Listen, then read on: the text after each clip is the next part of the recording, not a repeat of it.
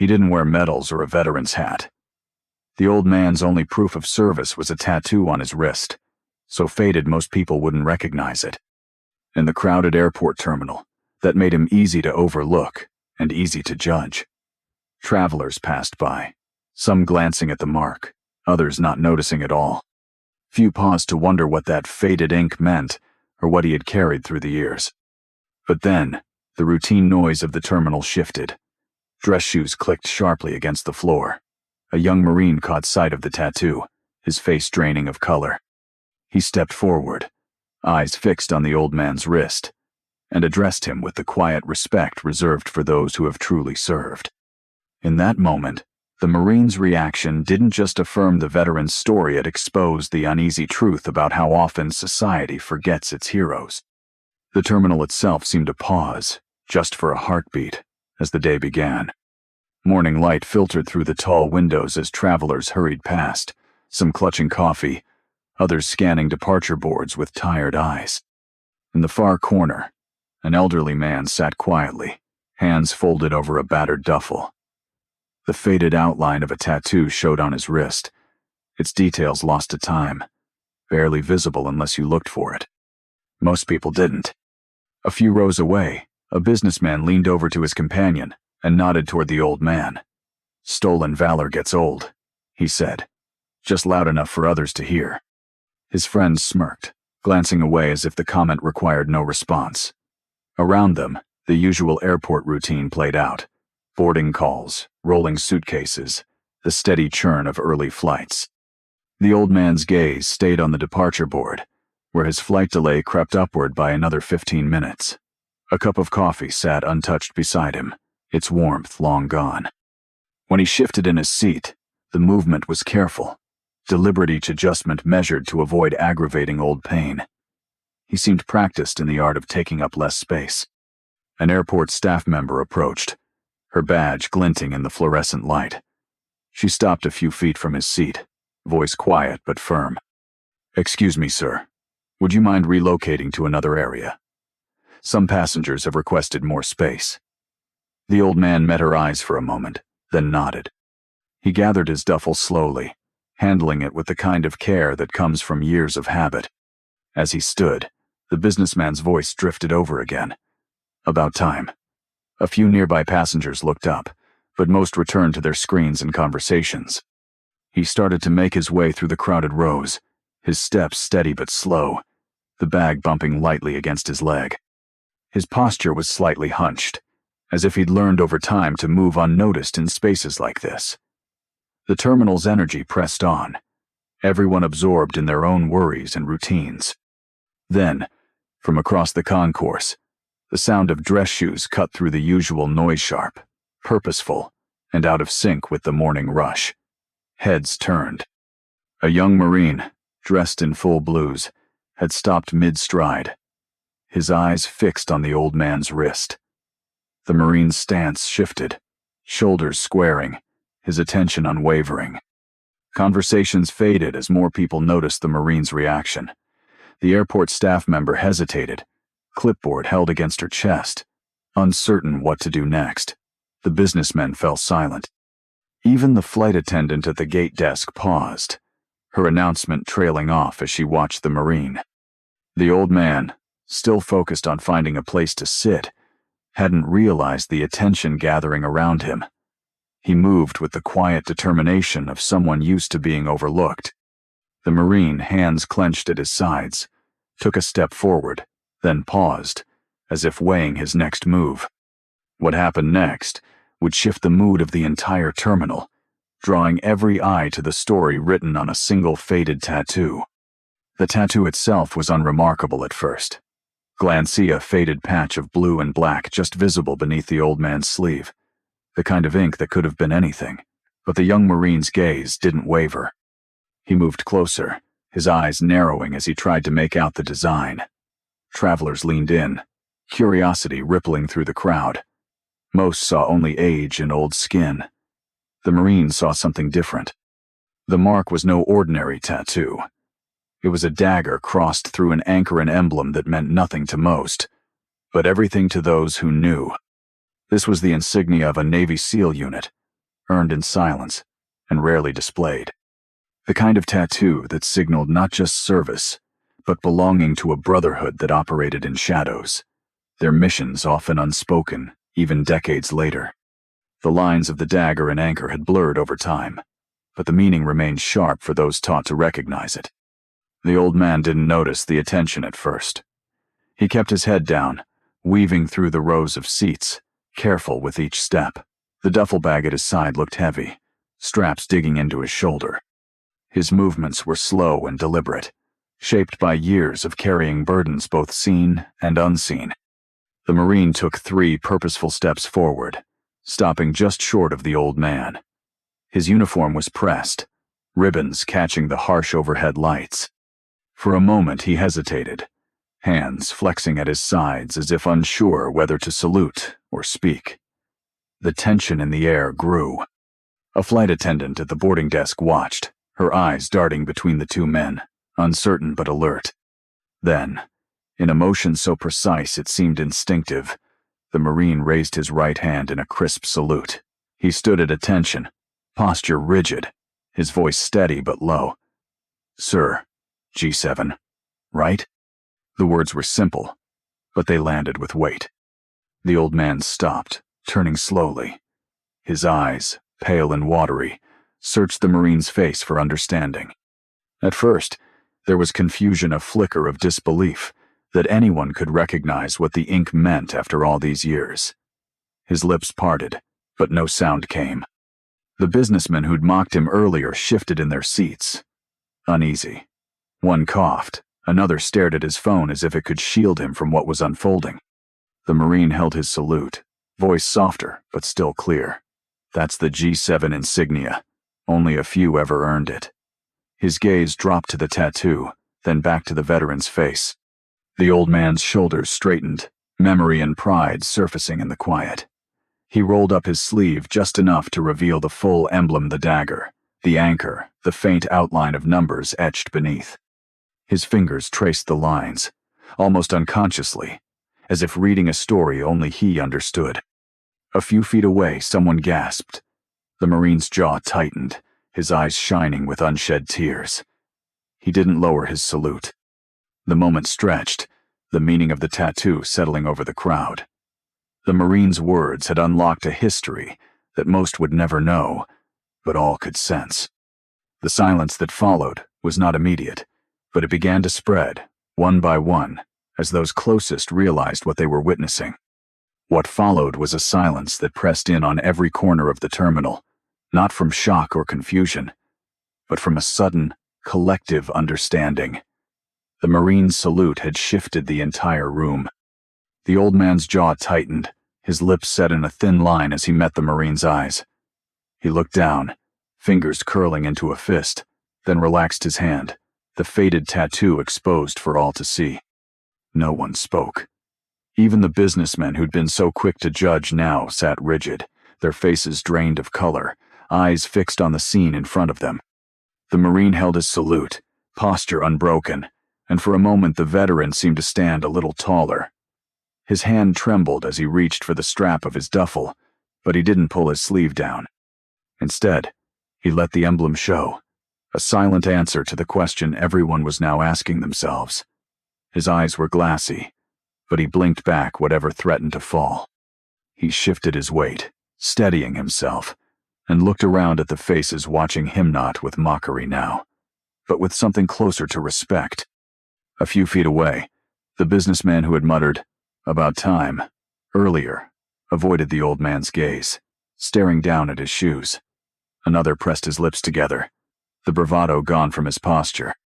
The third sat motionless, his hands folded tightly in his lap. The laughter that had filled the air minutes before was gone, replaced by an uneasy quiet. The veteran didn't bother to look their way. His attention was on the Marine, who remained at attention, eyes steady and voice low. The Marine finally broke the silence, his words carrying just enough for those nearby to hear. "That's the G7 insignia, isn't it?" The veteran nodded, not trusting his voice. His fingers hovered over the tattoo, tracing the lines as if making sure it was still there. The Marine's face softened. He lowered his salute, but his respect didn't fade. Across the terminal, passengers exchanged glances, some with embarrassment, others with a dawning sense of shame. A barista behind the coffee counter wiped her hands on her apron, watching without a word. The airport employee who had asked the veteran to move stood frozen, clipboard at her side, her name tag catching the light. No one seemed sure what to do next. The veteran's shoulders eased just a little. He breathed out, the sound barely audible, and finally met the Marine's gaze head-on. The Marine took a step closer, careful and measured. The veteran's hand, still shaking, extended toward him. The handshake was brief, but far more was said in that grip than could ever be spoken aloud. A single pair of hands began to clap from the back of the gate area, hesitant at first. It was joined by another, then a few more, until a ripple of applause moved through the terminal. The veteran stood rooted in place, unsure how to respond.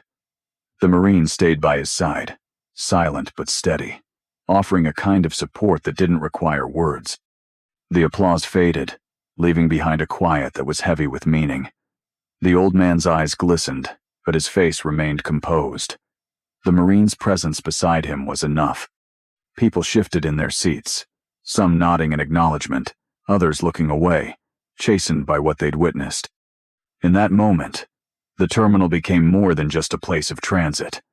The silence, filled with recognition and respect, lingered as the Marine stepped closer, ready to speak again. Jackson Miles, the young Navy SEAL, stood with his hands at his sides, eyes steady on the old man's sleeve. His voice carried just enough for those nearby to hear.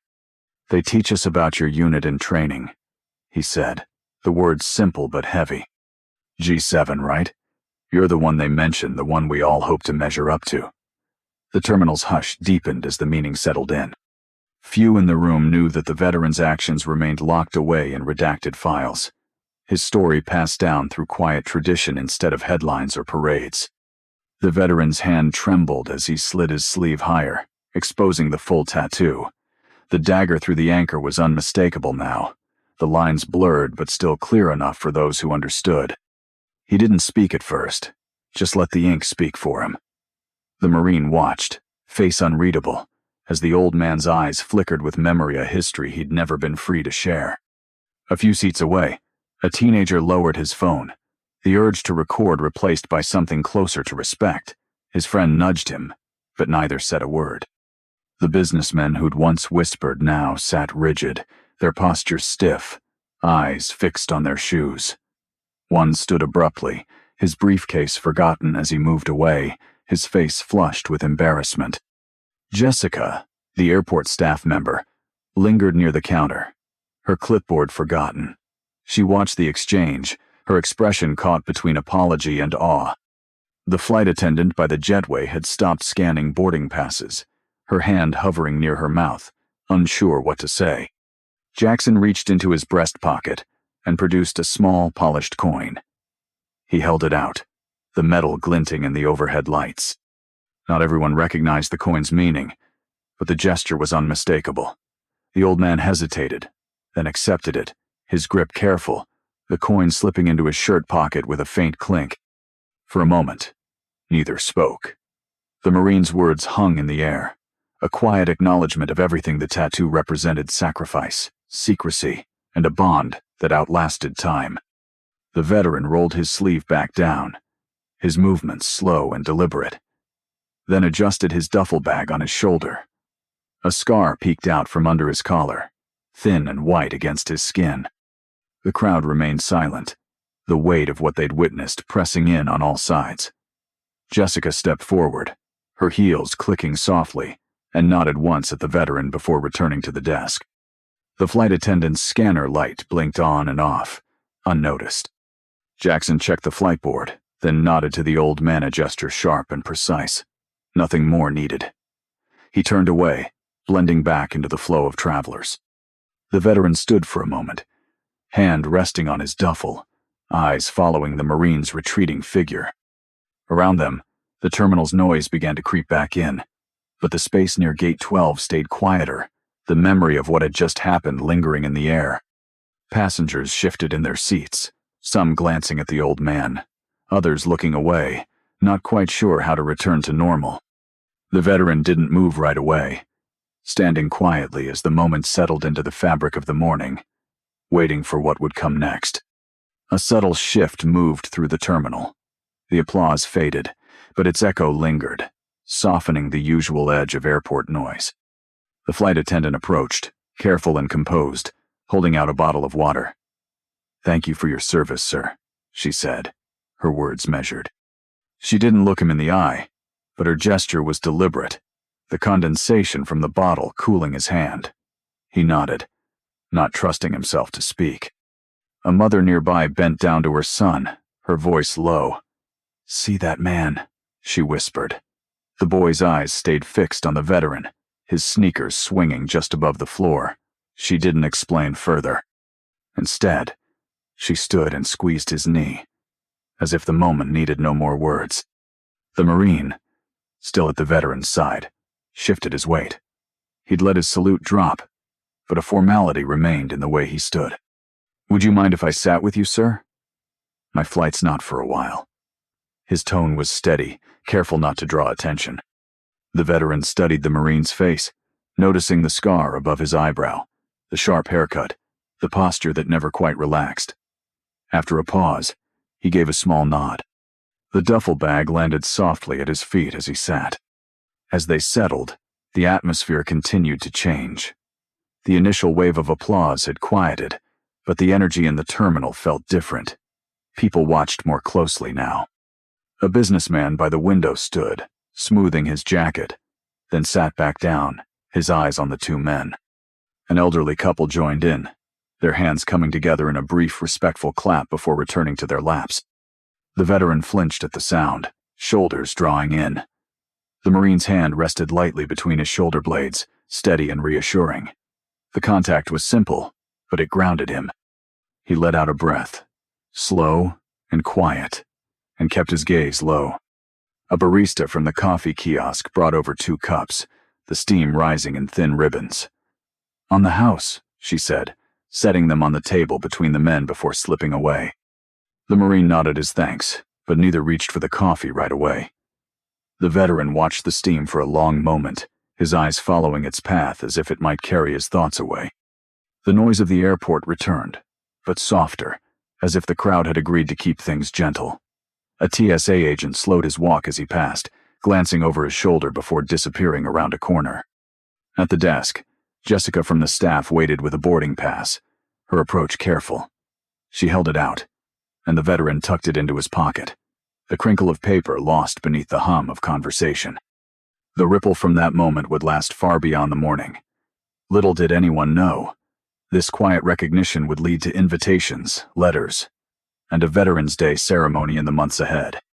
For now, the airport had changed. The space around the veteran and the Marine seemed set apart, a small island of respect in the middle of the usual rush. Across the aisle, a father pulled a small flag from his bag but hesitated, unsure if he should offer it. College students watched from a distance, their whispers subdued. The departure board chimed, announcing the next round of boarding, but few seemed in a hurry. The air held a new kind of stillness zone that said something important had happened here. The transformation was quiet, but unmistakable. The day moved forward, but the terminal itself seemed to pause, waiting for what would unfold next. Small gestures began to accumulate around the veteran's seat. Soon, veterans and strangers brought coffee, donations, and quiet words of gratitude. The first to approach was an older man in a wheelchair, hospital bracelet still on his wrist. He rolled up beside the veteran and extended a hand, his voice low. "I served in Nam." Their handshake was brief but solid, 2 sets of fingers marked by time and memory. No further explanation was needed. A young couple paused nearby. The woman's grip on her coffee cup was tight, her voice wavering as she managed a soft, "Thank you for your service." The man at her side offered a silent nod. The veteran accepted the coffee with a nod of his own, setting it on the seat beside him. The cup left a faint ring on the plastic, a small mark that seemed to linger longer than the exchange itself. Nearby, the group of businessmen who had earlier watched with skepticism had grown quiet. One fiddled with his salad. Another reached for his wallet and walked over to the airport charity box. He slid a crisp bill inside, the action quick but deliberate.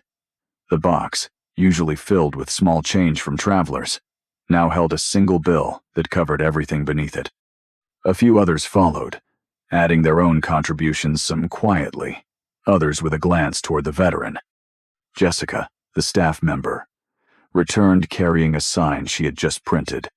She placed it on the seat next to the veteran, reserved for veterans in active duty. She pressed it flat and stepped back, her action met with silent approval. At the desk, another employee adjusted the pre-boarding list, moving veterans and military families up without comment. The Marine checked his watch, then reached into his bag and pulled out a challenge coin. The coin's surface caught the light, its design unmistakable to those who knew. He pressed it into the veteran's palm, closing the older man's fingers around it. No speech, just a single word. Sir. The veteran's grip tightened around the coin, understanding its weight without looking. Across the way, a boy watched the exchange, his eyes wide. He dug into his backpack and produced a granola bar, offering it to the veteran with a shy smile. His father leaned in, explaining in a low voice what the coin meant, careful not to break the moment. The Marine stood, adjusting his uniform. He gave a sharp nod to the veteran, who returned it with a slight bow of his head. No words were needed between them. The Marine turned toward his gate, the sound of his shoes soft but certain. A few seats away, a woman hurried to the donation box, her purse forgotten on the floor. Others watched, some shifting in their seats, some quietly clapping before falling silent again. The airport's routine continued, but the space around the veteran felt changed, set apart by a chain of small kindnesses. The veteran's fingers traced the edge of the coin, the metal cool in his palm. He didn't touch his coffee. He waited, eyes steady, as the Marine lingered nearby, ready to speak. Jackson Miles sat up straighter, the lines of his uniform crisp against the worn terminal seat. His voice carried just enough for the veteran to hear, and for anyone nearby who chose to listen. They teach us about your SEAL missions and training, sir. About how you got everyone home. There was no need for details or grand stories, just the recognition that the man beside him was the subject of lessons, not just rumors. The veteran's hands rested on his knees, fingers splayed and still. He let his eyes drift to the window, watching the slow movement of a baggage cart outside. We did what we had to do, he said, his tone flat, the kind of answer that left everything unsaid. The tattoo on his wrist caught the light, its lines blurred but unmistakable. Jackson hesitated, then continued, his words careful. They say you carried men out under fire, that you never left anyone behind. He looked down, jaw tight, as if the weight of those stories pressed against him. We remember, sir. The veteran didn't respond right away. He watched a plane taxi by, the reflection of its lights flickering across the glass. 13, he said quietly, not meeting the Marine's eyes. But who's counting? His voice was steady, but his shoulders dropped just a fraction, as if the number itself was heavier than the years that had passed. There was a pause, the kind that settles in when something important passes between two people. The nearby mother stopped adjusting her son's shoelaces. The businessman's phone remained still in his hand. Even the airport announcements seemed to hold back. Jackson's eyes shone, but he kept his composure. He reached into his pocket and took out a challenge coin, its surface worn smooth at the edges. He held it out, palm open.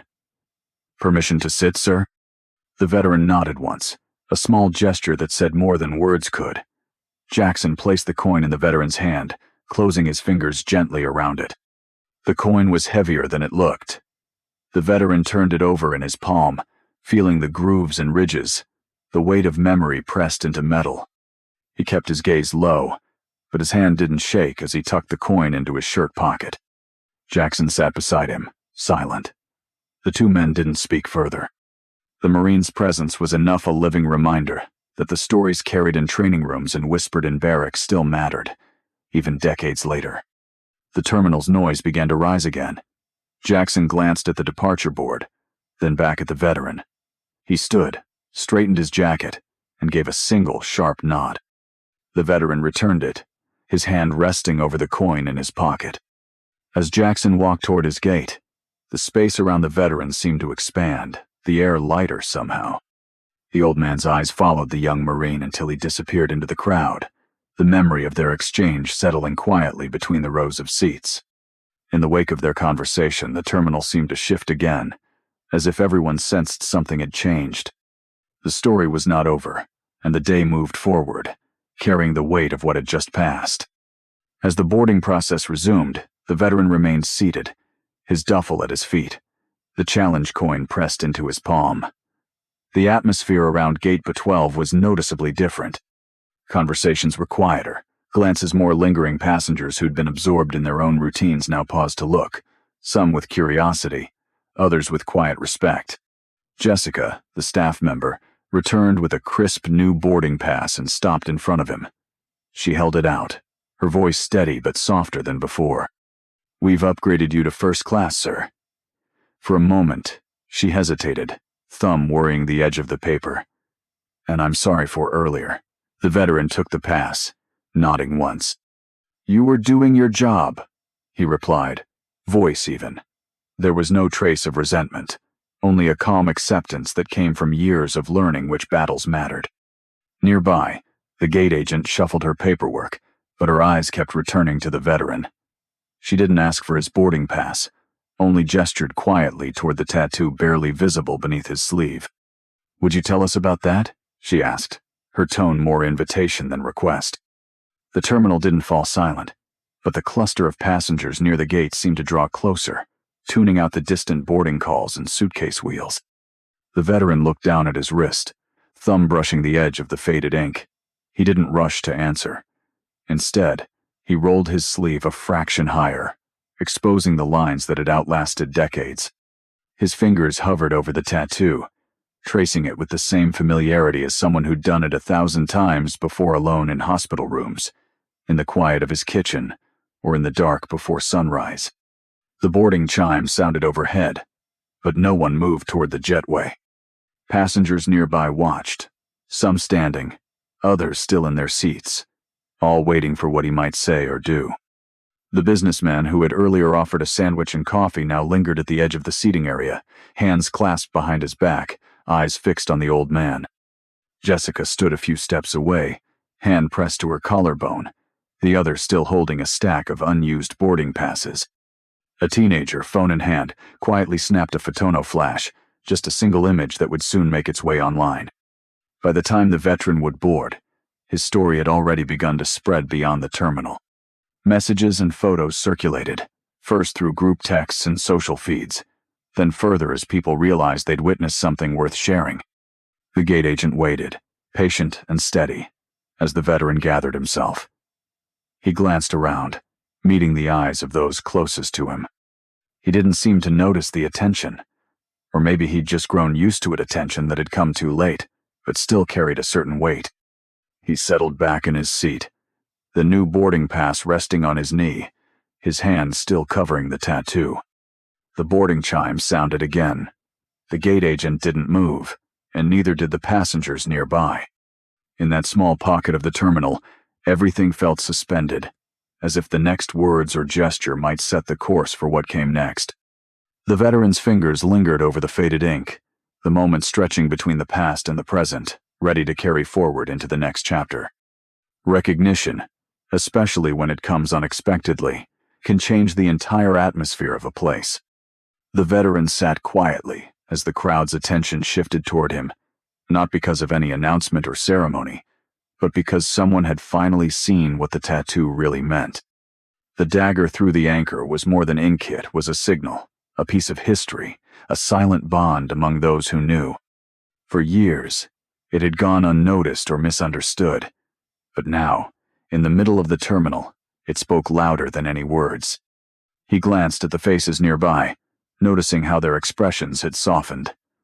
The gate agent, who had been brisk and efficient only minutes before, now lingered, waiting for him to speak. The veteran's voice came out low, Steady. It wasn't for honor, it was so they could find my family if I didn't come back. He looked down at the faded lines, thumb brushing the edge of the tattoo. Pause. And imagine the courage it took to ink something so permanent, not as a badge, but as a safeguard for those left behind. The reality of that choice settled over the listeners, many of whom had never considered the weight such a mark could carry. A few feet away, a young TSA agent stood at attention, cap pressed to his chest. He didn't move closer, but his gaze stayed fixed on the veteran, as if recognizing something unspoken. The crowd around the gate grew quieter still.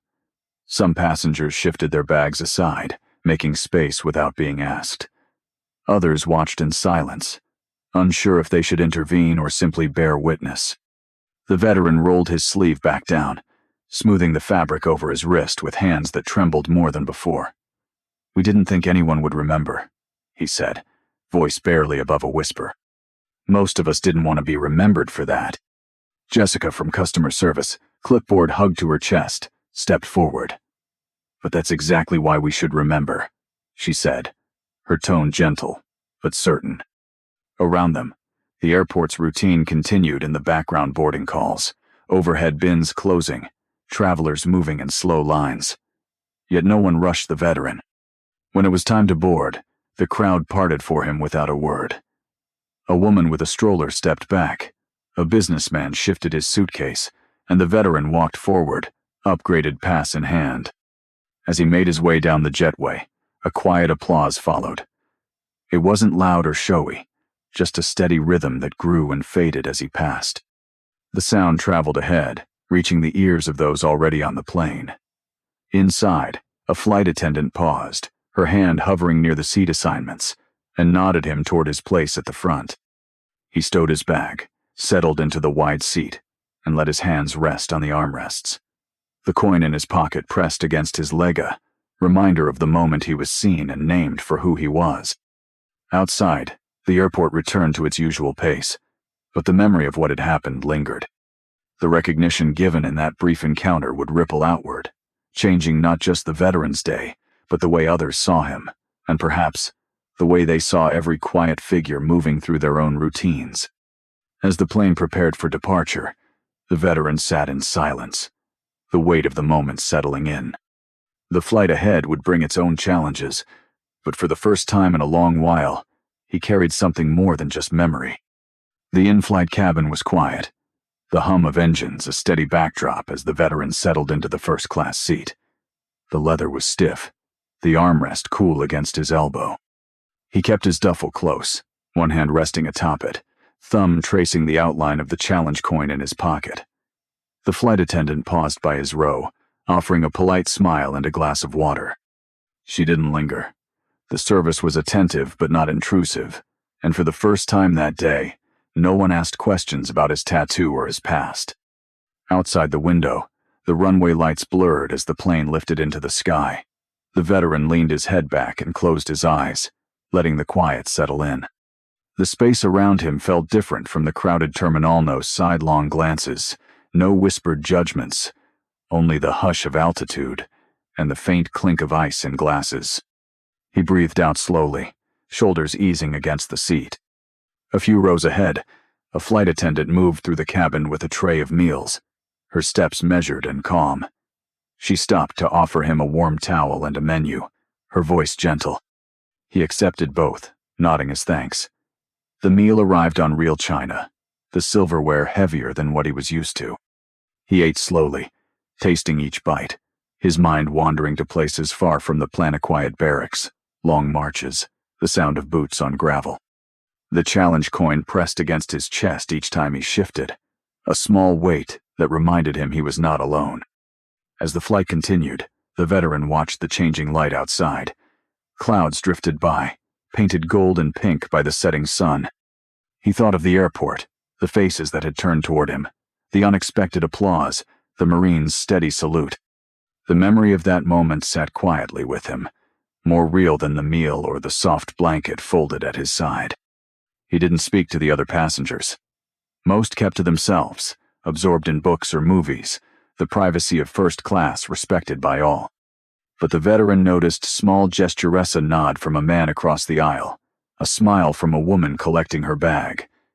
A few times, he caught someone glancing at his wrist, but no one said a word.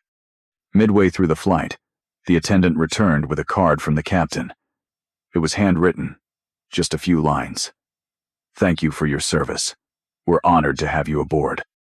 The veteran read it once, then tucked it into his breast pocket beside the coin. He gazed out the window, watching the land unfold below in patchwork fields and winding roads.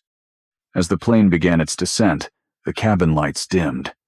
The veteran gathered his things, careful and deliberate, checking the seat pocket twice to be sure he left nothing behind. He waited as the wheels touched down, the familiar jolt running through the floor. Around him, other passengers prepared to leave, but he remained seated, letting the line thin before he stood. He stepped into the aisle, duffel in hand, and moved toward the front of the plane.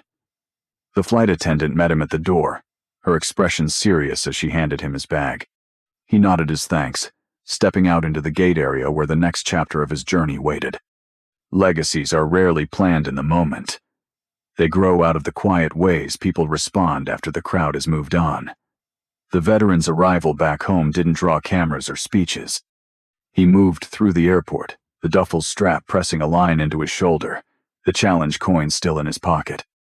Volunteers waited at the curb knot with banners, but with offers to carry his bag, small nods of respect, and a few hands extended in greeting. The air outside was cool, the sky pale with early morning light. Word of what happened at the terminal had already begun to spread. Someone posted a photo online, just the old man's sleeve, the faded tattoo, and the Marine's hand in salute. The story moved quickly, first through airport staff, then to local news, and finally to the town where the veteran lived. In days, the shop he'd run for years saw repairs he hadn't asked for. Volunteers painted the trim, fixed the sign, and straightened the flagpole out front. Inside, a new plaque appeared above the register. In honor of service silent, steadfast, remembered. The impact went beyond one building. At City Hall, a plaque with his name was mounted near the entrance. The mayor's office held a quiet ceremony, inviting him to speak. He kept it brief, just a few words about the men he served with, and the importance of remembering those who never came home. Later, the town council voted to rename a stretch of road Silent Service Way. The sign went up on a gray morning, witnessed by a handful of neighbors and a few local reporters. No parade, just a simple gesture that meant more than anyone expected. The diner, where he sometimes ate breakfast, put a small reserved sign on a corner table. On Veterans Day, the table stayed empty, except for a single mug of coffee and a folded napkin. People left notes, some addressed to him by name, others written for anyone who might sit there after him.